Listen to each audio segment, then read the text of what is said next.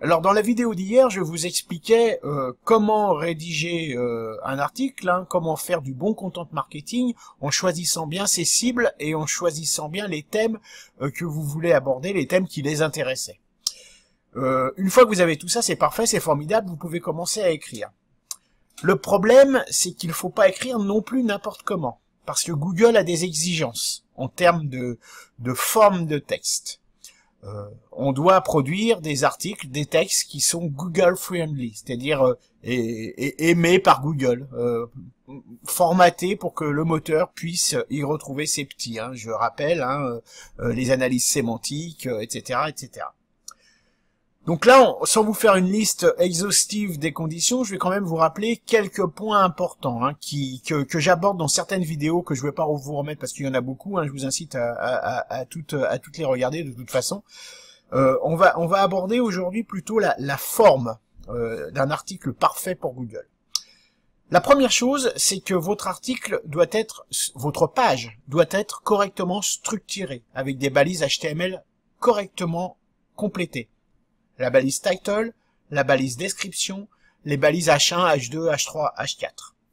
Donc, les balises H1, H2, H3, H4 vont servir principalement à structurer votre texte. Les paragraphes, les titres de paragraphes, etc. Donc, votre texte doit être correctement structuré, paragraphé. En général, Google aime bien un chapeau. Ce qu'on appelle un chapeau, c'est le premier texte d'introduction, hein, le texte qui va être juste après le titre et qui va précéder le premier paragraphe. Puis ensuite des paragraphes correctement structurés et titrés. N'hésitez pas à hésiter des titres et des sous-titres et des puces et des balises de gras, d'italique, etc. pour bien structurer le texte. Google adore ça. Une autre règle qu'il faut impérativement respecter, c'est la longueur du texte.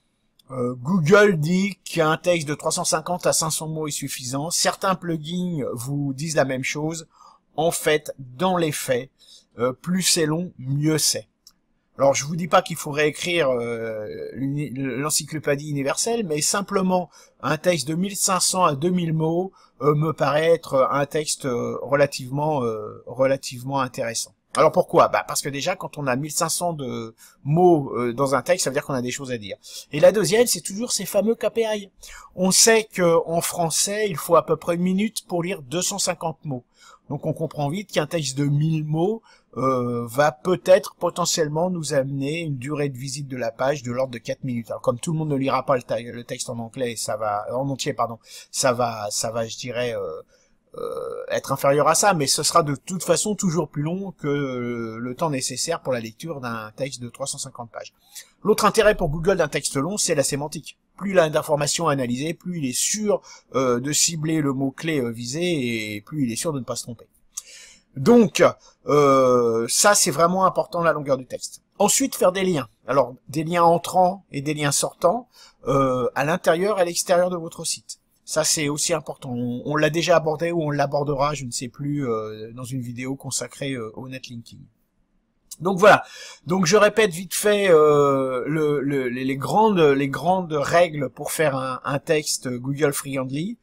Balise title complétée, balise description complétée, utilisation respectueuse des balises H1, H2, H3, H4 pour un texte qui soit suffisamment long, entre 1500 et 2000 mots, qui soit correctement structuré avec des paragraphes, un chapeau d'abord, des titres, des paragraphes, l'utilisation de puces, de balises gras, italiques, etc., des liens entrants et sortants, et normalement, si vous avez fait ça, vous devriez être correctement référencé.